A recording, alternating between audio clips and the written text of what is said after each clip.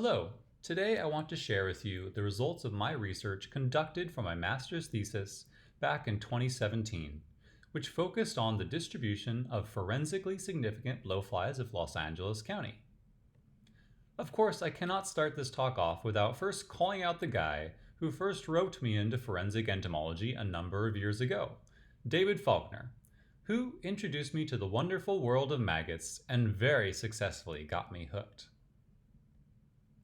And because of him, I've been able to enjoy forensic entomology teaching, casework, and research, but thanks not only to Faulkner, also to a number of great forensic entomology mentors along the way, like Dr. Zan Perez, Leon Higley, and Neil Haskell.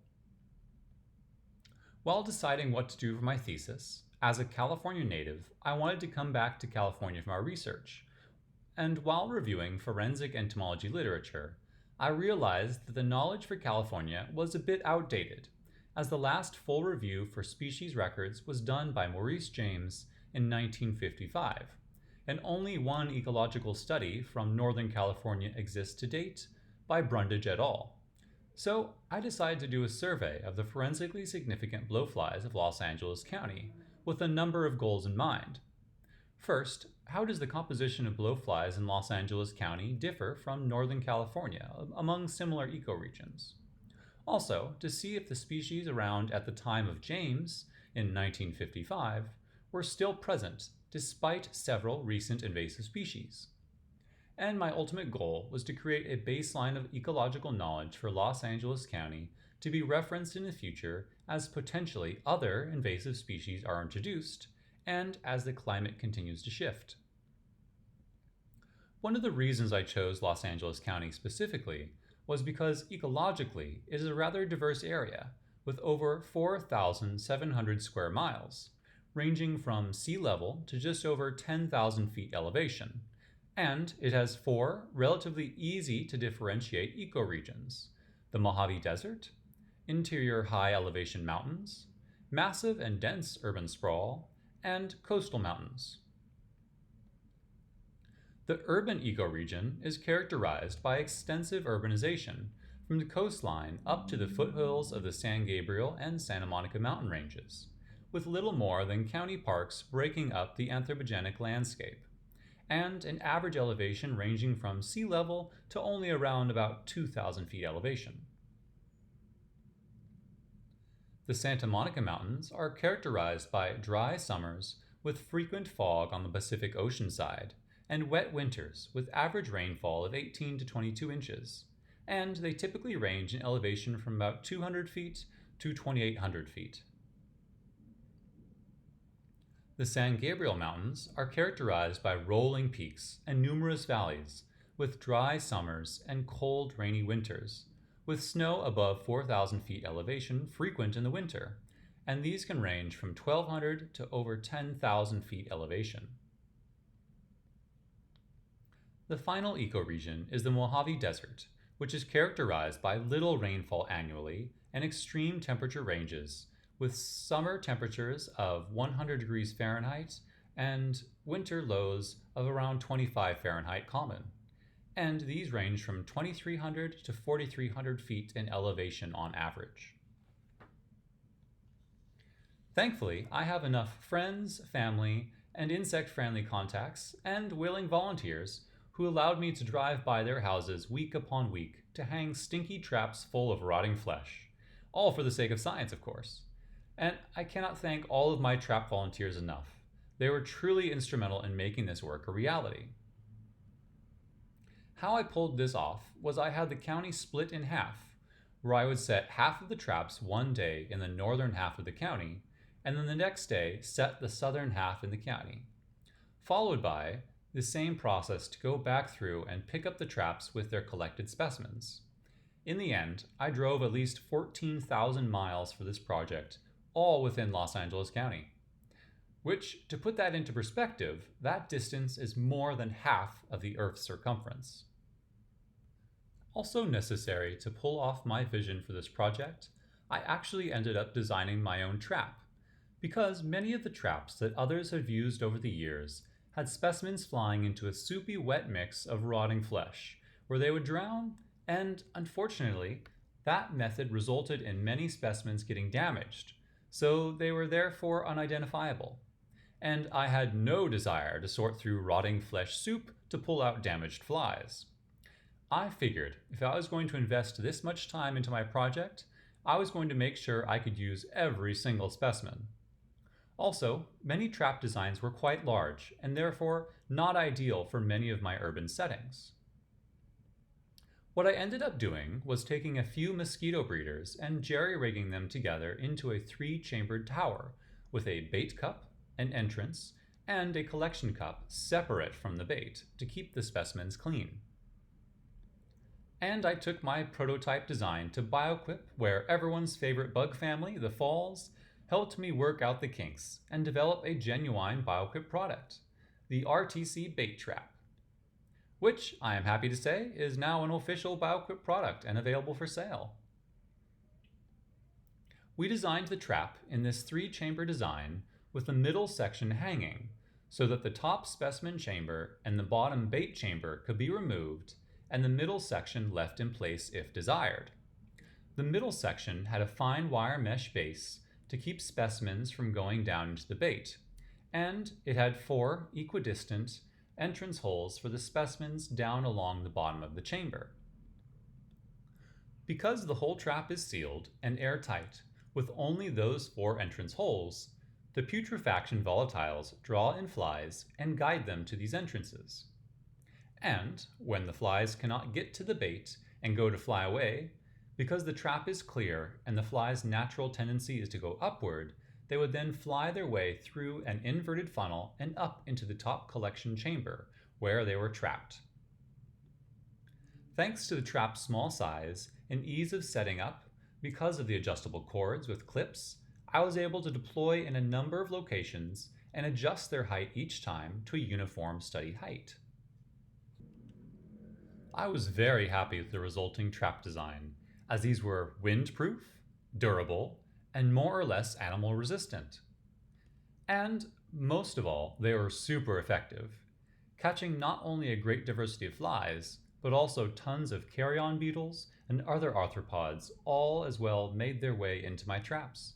And within a single afternoon test, if it was a nice day, sometimes I could catch several hundred blowflies within a single trap. All in all, I was very happy with the trap design, and I used them throughout my study. Some of their pros are that they are small, so they are great for urban settings, so they weren't an eyesore or subject to much disturbance. The 3-chamber design allowed me to keep the center in place and simply remove the top and bottom to secure specimens. It also kept the bait separate from collected specimens, so it kept them clean. They were also reasonably economic, at around $16 each, and BioQuip made them out of drop-proof polypropylene plastic, which meant they were easy to take apart and, most importantly, wash. There were only a few cons with this small trap, thankfully. One issue was that it was hard to keep ants and wasps out that were also attracted to the bait, as once inside, they would eat my poor trapped fly specimens. But I was able to remedy that by putting a vapor tape insecticide strip inside each collection chamber, so everything that collected was dispatched before it could damage any other specimens.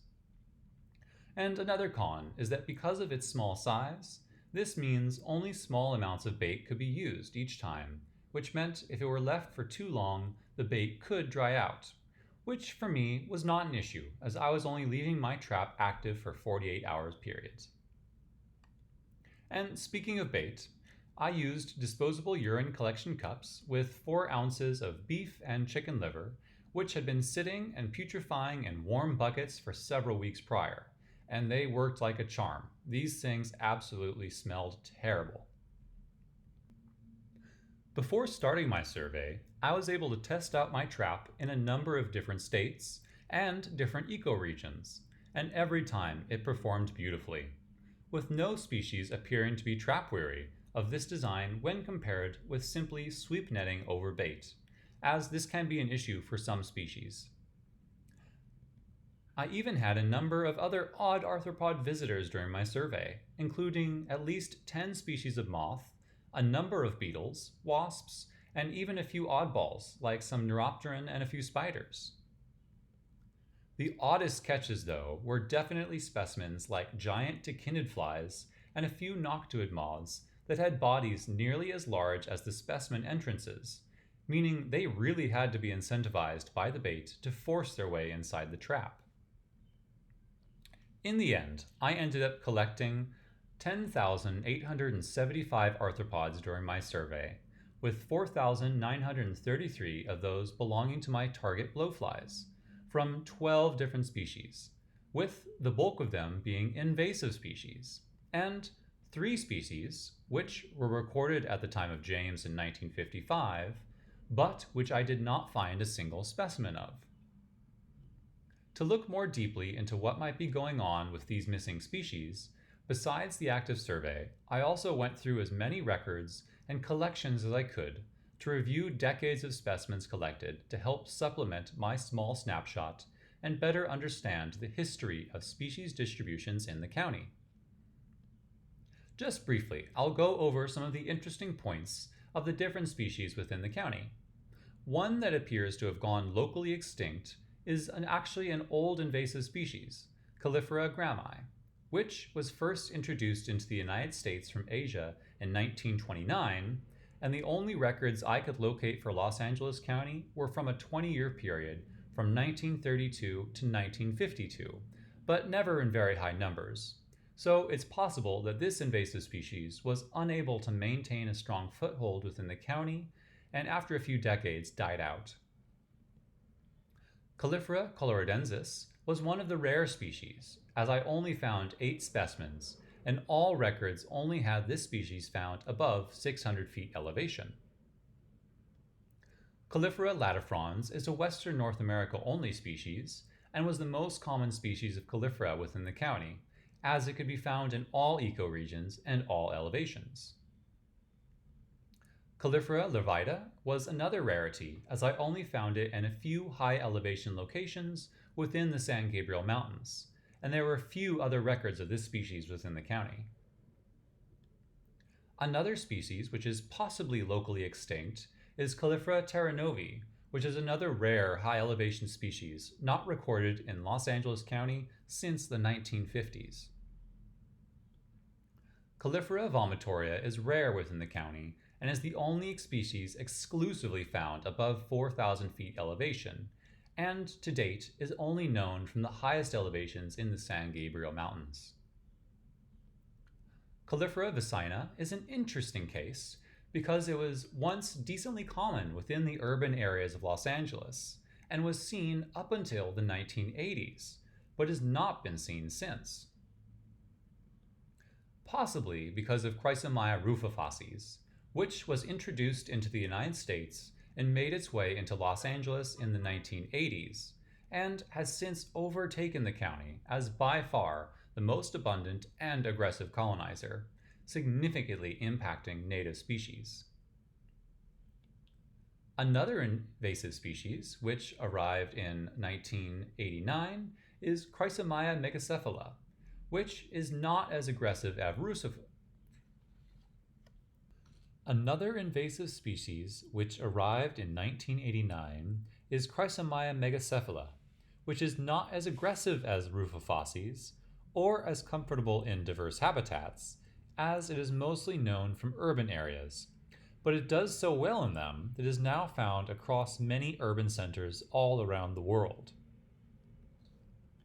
Another common species was Cochleomya macellaria, which was found in all 4 ecoregions, but not up to the highest elevations, preferring to stay below about 4,000 feet elevation. Another more restricted West Coast species is Compsomyops calipes, which shies away from urban environments and prefers more mountained regions, only venturing into urban areas if they are in the foothills. Opposite of this was Lucilia cuprina, which is exclusively found within urban environments and could never be found in more mountainous areas. Phormia regina was another common species found in all regions and from all elevations, from sea level up to over 7,000 feet elevation. Lucilia mexicana was not super common, but was found in a decent range of ecoregions and elevations, with a number of historic records present, although never in high numbers. Lastly is Lucilia sericata, which was the second most abundant species collected in the county, representing about a quarter of all blowflies collected, with its most prominent collection sites being urban areas, and can even be found in most urban centers around the world. Thanks to the specificity of these blowflies having different ecological preferences, there were a number of interesting trends observed, based upon the elevations certain species could be found, falling within approximately 3 groups based upon this survey and all historic records. The first were a couple species which were restricted to lower elevations, found from sea level but no higher than 4,000 feet elevation, and these are commonly found in the lower, highly urban environments.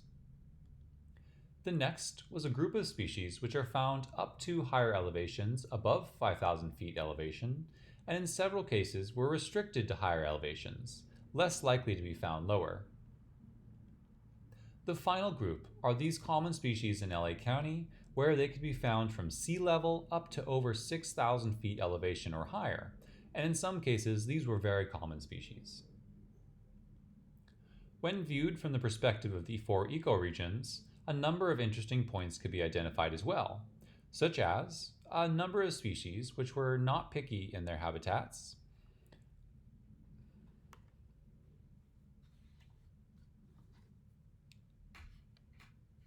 When viewed from the perspective of the 4 ecoregions, a number of interesting points could be identified as well, such as a number of species which were not picky in their habitat choice and could be found in all 4 regions of Los Angeles County, such as the native Calliphoridae latifrons and the invasive Chrysomya species. On the flip side, a couple species like Cuprina, Livida, and Vomitoria were much more selective and could only be found within a single ecoregion.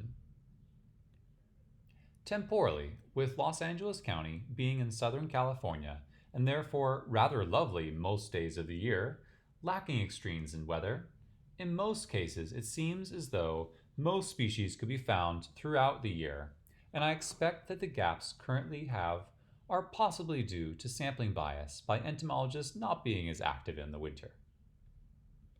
To dig into more detail and identify statistically significant results from all of the data I collected, I reached out to my colleague Matias Dufek in Argentina, who is an active forensic entomologist and ecologist, who has done several forensic entomology studies in his area of Argentina and found a number of interesting results.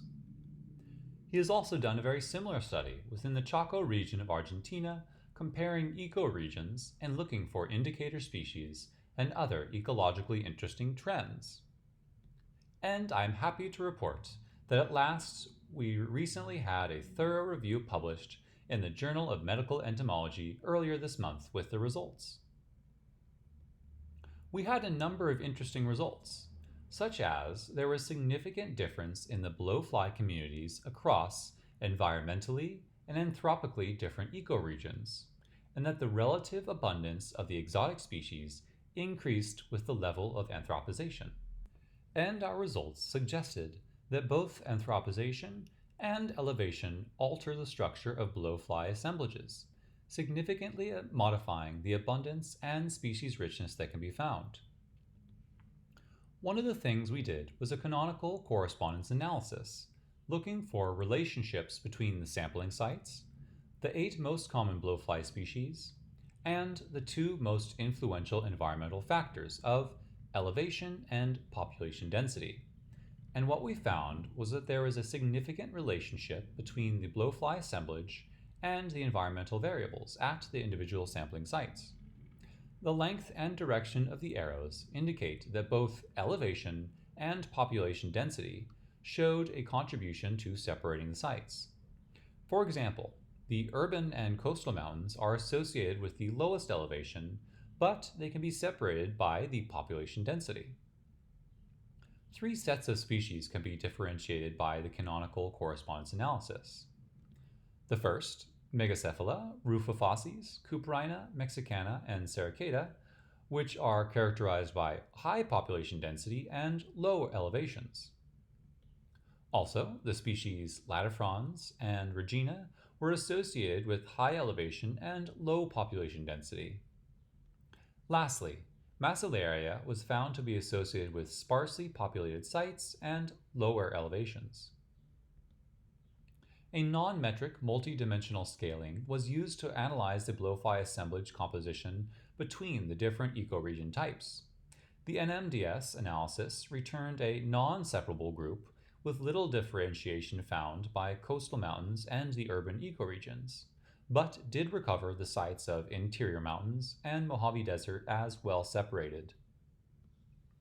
Additionally, we did an indicator species analysis to see if there were any blowfly species which, statistically, were strongly associated with a single ecoregion and therefore might be useful forensically to indicate post-mortem movement of a body within Los Angeles County.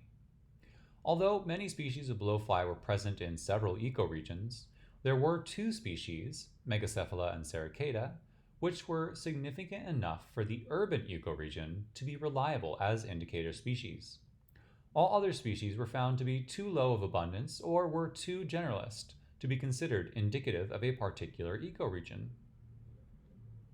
There were also a few ecological hypotheses which the study also supported, such as the hypothesis of biotic homogenization, which states that species invasions and extinctions increase the genetic, taxonomic, or functional similarity of different biotas over time, especially due to anthropic transformations in land use, where these activities substantially alter pristine habitats through fragmentation, alteration, and pollution, thus impacting communities of numerous and diverse native organisms, which frequently lead to increases in the abundance of some species that are able to survive in these homogeneous human-centric environments, and an overall loss of biodiversity. Within this survey, we found a significantly higher proportion abundance of exotic species and lower diversity of native blowflies in ecoregions heavily modified by human action. It is this transition to human settlements from natural habitats that leads to habitat homogenization, which can facilitate the introduction of invasive and synanthropic species, which can be successfully adapted to heavily modified habitats, therefore acting as global homogenizers. Because while different natural habitats around the world can be very different, generally heavily urban areas from one major city to the next will be rather similar and allow these global homogenizers to take hold and outcompete natives.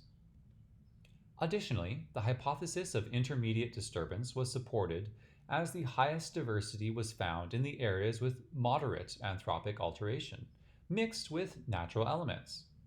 These intermediate, mixed natural and urban areas appear to enable both invasive and native species to coexist, with neither highly favored over the other, and therefore these areas are more diverse. In the end, we found many interesting ecological items from this study, and I want to again thank everyone who helped me so much with this work. It truly was a community effort. Thank you for watching.